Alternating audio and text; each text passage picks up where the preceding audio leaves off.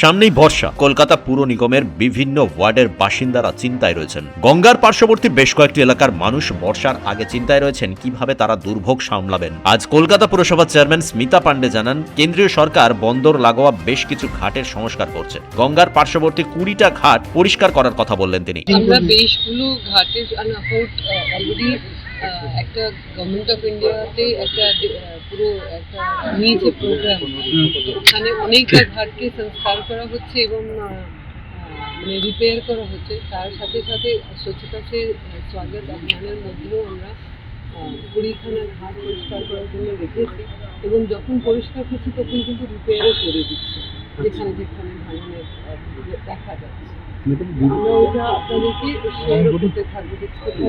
পুরসভার বিভিন্ন ওয়ার্ড থেকে ত্রাণ সামগ্রী উদ্ধার হচ্ছে। প্রাকৃতিক বিপর্যয় ও বন্যা দুর্গতদের জন্য এই ত্রাণ সামগ্রী বিভিন্ন ওয়ার্ডে পাঠানো হয়েছিল, কিন্তু সেগুলো বিপর্যস্ত মানুষের কাছে পৌঁছয়নি। স্মিতা বলেন, কাউন্সিলররা ইসি দিয়ে দিত, তারপরও দেখা গেছে বহু ত্রাণ সামগ্রী ব্যবহার করা হয়নি।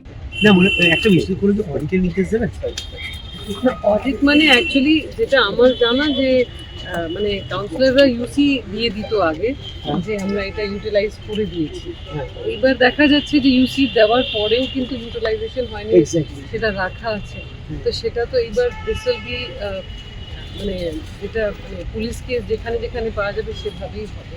কলকাতায় মহাকবি মাইকেল মধুসূদন দত্তের পৈতৃক বাড়ি সংস্কারের কথা বলা হয়েছিল, কিন্তু সেই বাড়ির বহু জায়গা এখনো বিপজ্জনক। পুর কমিশনার জানালেন এটি আদালতের বিচারাধীন, তবুও তারা বিষয়টি দেখবেন।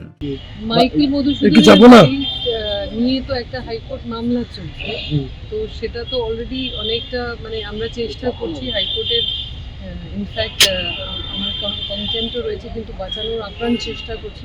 ওইটাকে যতক্ষণ না কেসটা ডিসপোজ অফ কিছু করতে পারবো না।